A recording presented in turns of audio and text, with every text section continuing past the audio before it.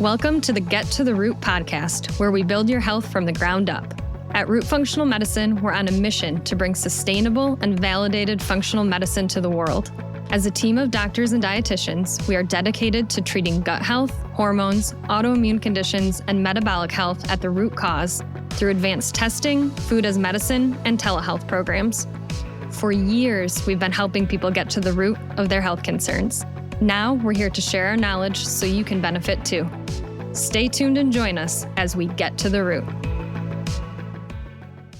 Welcome back to the Get to the Root podcast. Today, we're talking about gut health from a functional medicine perspective. I'm your host, Dr. Erica Armstrong, and I'm pleased to be here with guest Danielle Fiskars-Byers, who's a functional medicine dietitian at Root. In today's episode, we'll discuss why gut health is the foundation of overall health. Welcome, Danielle. Can you please share with the audience a bit about your background and why you went into functional medicine as a dietitian? Absolutely. Thank you for having me.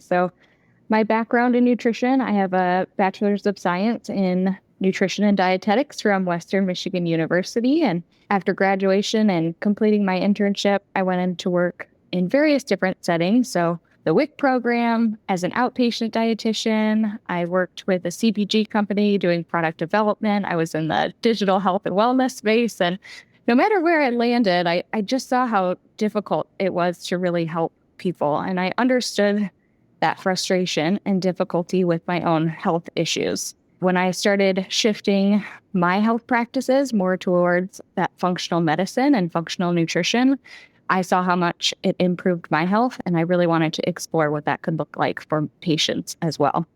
I went on to receive additional training with Aaron Holt's Functional Nutrition Academy, and I've had the privilege of being able to implement those skills and knowledge with the members here at Root. Awesome. You've had such a great background with working with all types of people and all types of the food as medicine industry. So we're really happy to have your wealth of knowledge and experience at Root. So can you explain a little bit about your additional training in gut health beyond the scope of what a traditional dietitian would have? Sure. Certainly within the Functional Nutrition Academy, we covered several modules that talked about gut health and really got into the nitty-gritty of what that meant and different practices that I could use within nutrition for food as medicine. And then I've also received some additional training through the SIBO Academy. Okay, and just for the audience who might not know what SIBO stands for.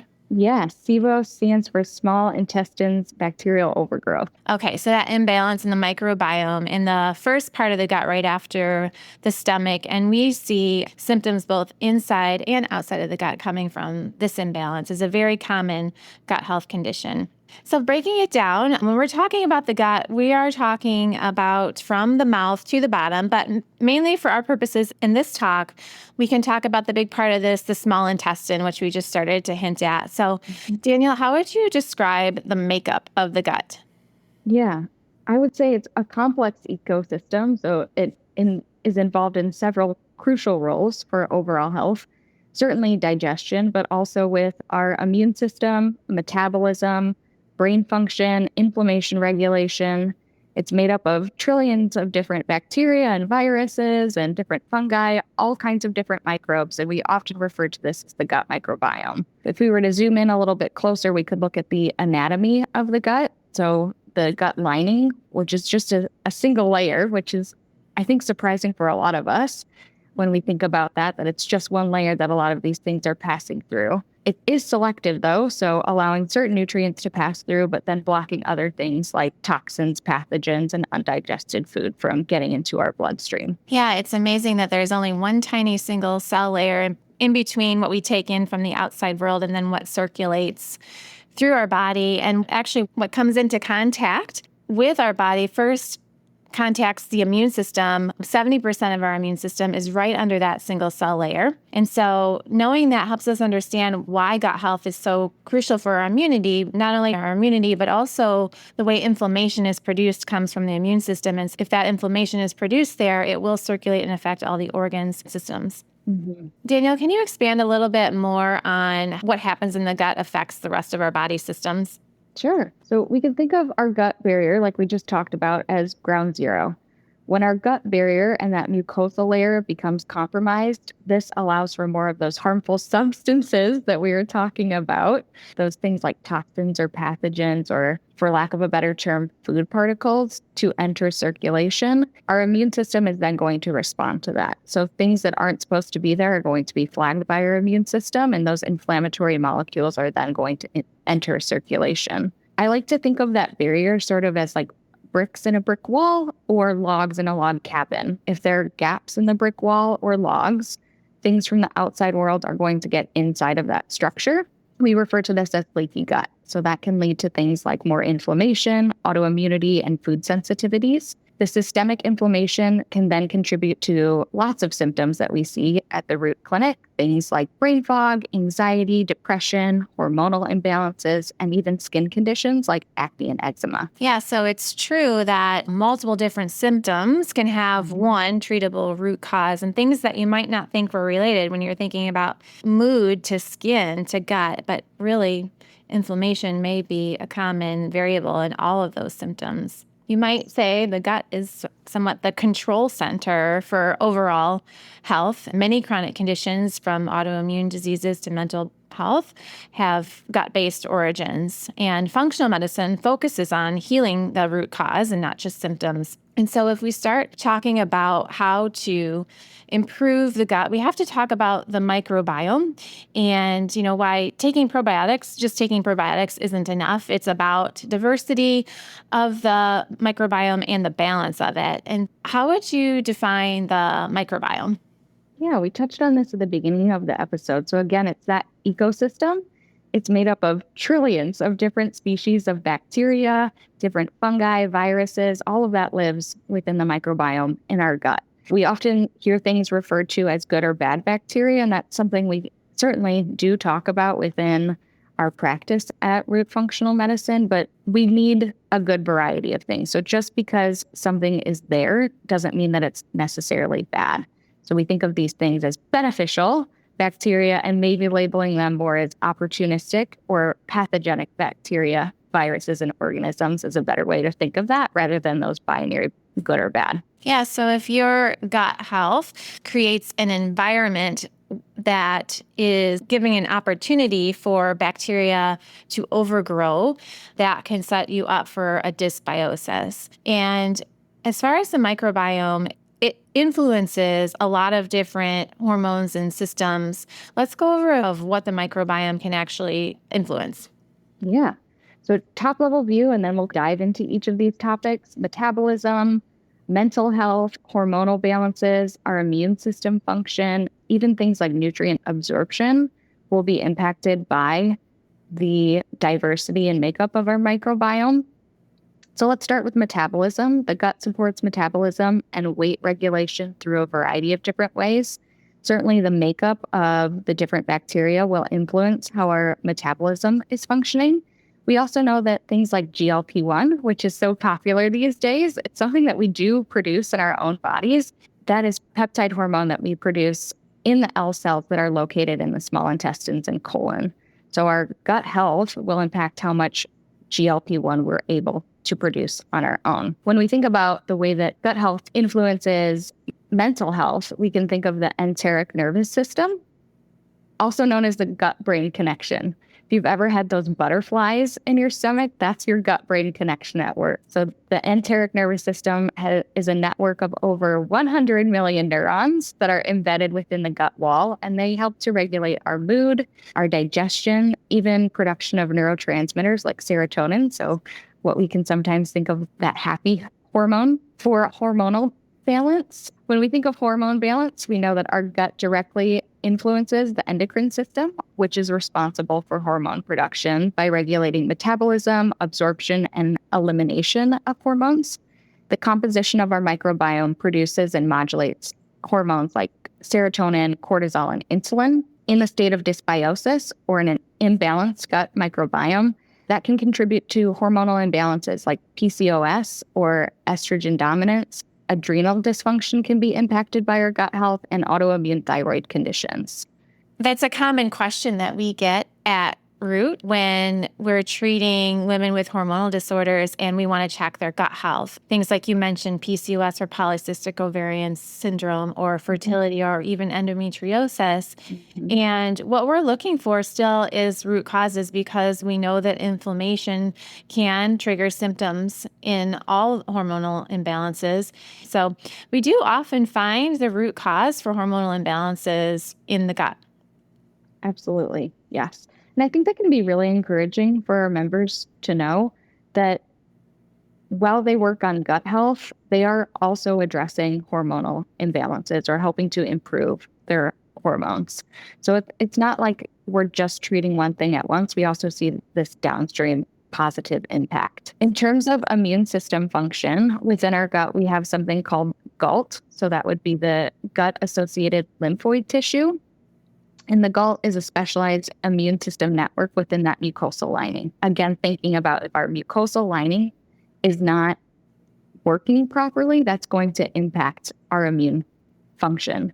So because our intestines are constantly exposed to pathogens, we can think of our gut being really the only internal organ that is exposed to the outside world because we're ingesting food.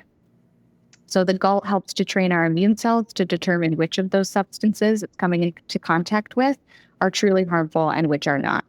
When functioning properly, it prevents autoimmunity and actually strengthens our immune resiliency. And then finally, that nutrient absorption, we know that nutrients are absorbed through the gut, through the little villi, the finger-like projections within our intestines. The gut also helps to synthesize nutrients like B12 and K2, certain gut bacteria, including lactobacillus and enterobacteria, have the ability to synthesize B12 and K2. I like to think of it this way. We feed those bacteria, and as those bacteria digest the food that we feed them, they create these vitamins and nutrients that help to support our health. Awesome. So we can clearly see why it's very important to have a balanced microbiome. But how does the microbiome become imbalanced, or what we call having dysbiosis? Lots of different ways or things can impact what happens to the health of our microbiome. So things that we might think of when contributing to dysbiosis could be a poor diet. Maybe that looks like eating more processed foods or ultra-processed foods, not getting enough fiber in our diet. This can lead to, we're just not feeding the bacteria, the beneficial bacteria that should be there. So if we don't feed them, they're going to starve and die. Stress will certainly impact our gut microbiome in a negative way. And when we think of stress, we often think of this as like quote unquote bad stress. But there are lots of things in life that are really exciting and good, like the birth of a new baby, starting a new job, or moving, that are stressful. Our gut doesn't know the difference. If we're stressed, that still is going to impact the diversity and makeup of the microbiome. Prolonged or overuse of antibiotics can certainly change the makeup of our bacteria in the gut microbiome, and that might lead to more dysbiosis or leaky gut.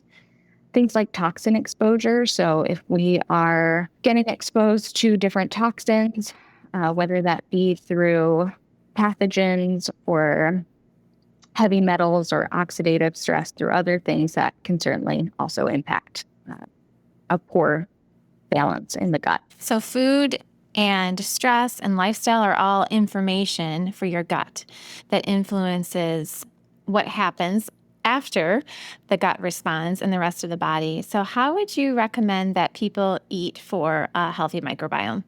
Yeah, I think this is easier than a lot of people think that it is, or what we've been told it should look like. So I always start with the root plate. And if you're not familiar with that, that looks like filling half of your plate with non-starchy vegetables, a quarter of your plate with complex carbohydrates and starches, a quarter of your plate with protein, and then 1 to 2 tablespoons of healthy fats with all of your meals.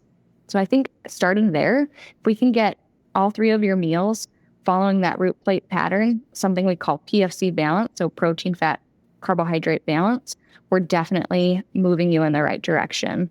Half of your plate coming from non-starchy vegetables means you're getting a lot of different phytonutrients. We're getting more fiber from the starches and non-starchy vegetables. We're feeding our gut with things like zinc and glutamine to help with that gut lining, healing that gut lining. and healthy fats are also going to be really helpful. Diversity is key here. So as we touched on, half of your plate coming from non-starchy vegetables and another quarter of your plate coming from starches, hopefully from things like starchy vegetables and fruits, is going to help increase the amount of diversity. We have something called the phytonutrient checklist and the 30 plant challenge on the community page at Root. And that would be a great place to start in terms of increasing the diversity. The more diversity we can include, the more beneficial bacteria or the more strains of bacteria we'll be feeding. Some of our gut bacteria are happy to eat whatever we send down, and then we have more picky eaters like Akkermansia. So the Akkermansia really likes mucin-containing foods, things like cranberries, berries, grapes, and asparagus. And if we can create a nice home for these bacteria by sending down the materials or the food that they like, we're increasing the likelihood that we are going to have good diversity in terms of our gut microbiome. Fiber-rich foods, prebiotic-rich foods, probiotics, and polyphenols are also going to be helpful for encouraging diversity, and we can dive more into that if that would be helpful. Sure. Yeah, you mentioned a lot of different plants and different colors of nutrients that can feed certain types of bacteria, especially Akkermansia. And just to draw a clinical correlation, having low levels of Akkermansia living in your gut is associated with a higher risk of autoimmune conditions. So it's just fascinating how the bacteria can influence your immune system and then even autoimmunity. And so what we're doing has clinical purpose as well as other benefits of eating a diverse diet. Absolutely. Some prebiotic foods, you mentioned, sometimes our members have trouble tolerating all of this diversity and high fibers. Can you kind of talk a little bit to why that might be? Yes. So prebiotics often contain something called FODMAPs, and those can be difficult for some people to digest, especially in the presence of leaky gut. So that can increase those food sensitivities. We'd want to know why or get to the root cause of what is contributing to those food sensitivities or intolerances. So that would be something to work through with your Root dietitian and doctor. We can work around that by following a low FODMAP diet and then slowly reintroducing those FODMAP foods to figure out which ones you can tolerate. Or we can add in things like sun fiber, which is a gentle prebiotic fiber supplement to use in place of these prebiotic foods until your gut health is in a better place to tolerate them. Yeah, that's an important point. We want to work to get these back in the diet for the diversity because really the FODMAP diet doesn't actually cure anything. In fact, in the last episode, Amy mentioned a new member who had come to us who had been on a FODMAP diet for 7 years. Mm-hmm. And we tested her microbiome and there was so little beneficial bacteria. So this is just speaking to the importance of, yes, using diet to help you feel better, but also being able to advance that diet with the help of a functional dietitian like yourself, and then figuring out root causes so that we are repairing root causes while advancing the diet so you can tolerate those long-term in the future. Yes. And it's a bummer because we see members coming to us thinking that they are doing something beneficial for their health, which they are, and managing symptoms through this diet.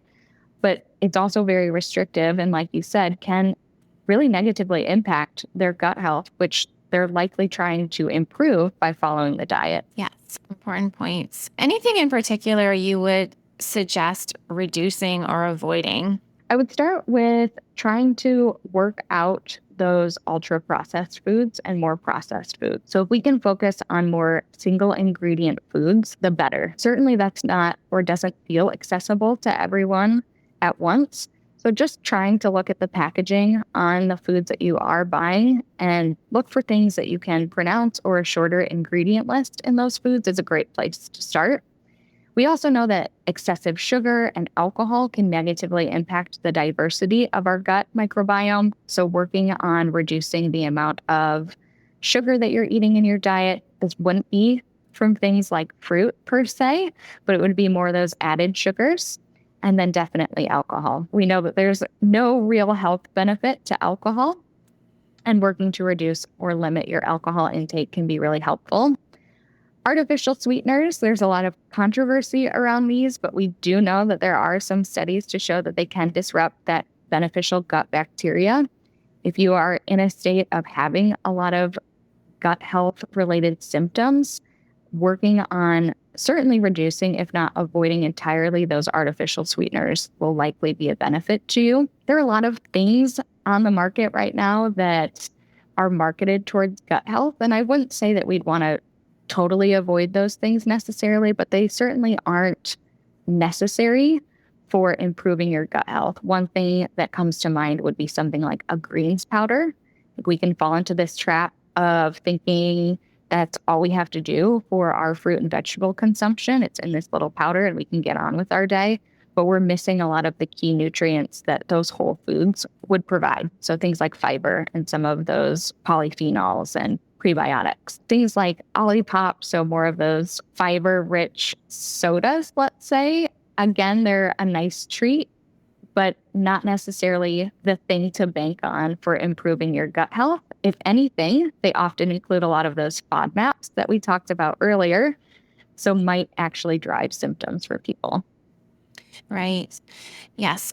Healthier than regular soda, but definitely not a replacement for diversity in the diet. Mm-hmm. So that was super informative. What are some simple steps that listeners can take today? If you had to say one or two tips that are doable and sustainable for people to take control of their gut health, what would that be?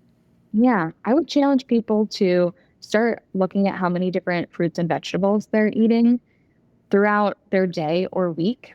The phytonutrient checklist is something I refer back to myself frequently because I fall into that rut of just being on autopilot when I go to the grocery store and go through the produce section. So really taking a look and seeing how many different colors are on my plate, whether that's over the course of the day or even meal to meal, working on increasing their fiber intake. The goal that we work with members is to have 30 to 35 grams of fiber a day. The average American eats anywhere between 8 to 15 grams of fiber a day. So that's maybe over doubling what you're typically consuming. So increasing that slowly over time, layering in more fermented foods can be helpful too. So things like sauerkraut, kimchi, water kefir, yogurt, all of those can be really beneficial. Yes, and if you are having trouble tolerating those foods, it is often a sign that we need more information about your microbiome and the balance that is there. And we test for this very often at Root. There is a test available that can be purchased directly from our website where we take a deep dive into gut health, including the microbiome. And Danielle, if people want to work with you one-on-one, how can they find you? Yeah, you can find me over at rootfunctionalmedicine.com. Just reach out, and if you schedule your first appointment, there should be a drop down and you can select my name. Awesome. Well, thanks so much, Danielle. Really appreciate your wealth of information on this very exciting topic. So thanks for being here. Thanks for having me. Thanks for tuning in to the Get to the Root podcast. If you found value in today's episode, don't forget to subscribe, share it with someone who might benefit, and leave us a review. For more resources and to connect with us, visit rootfunctionalmedicine.com. Remember, your health journey starts with understanding the root cause. Join us next time.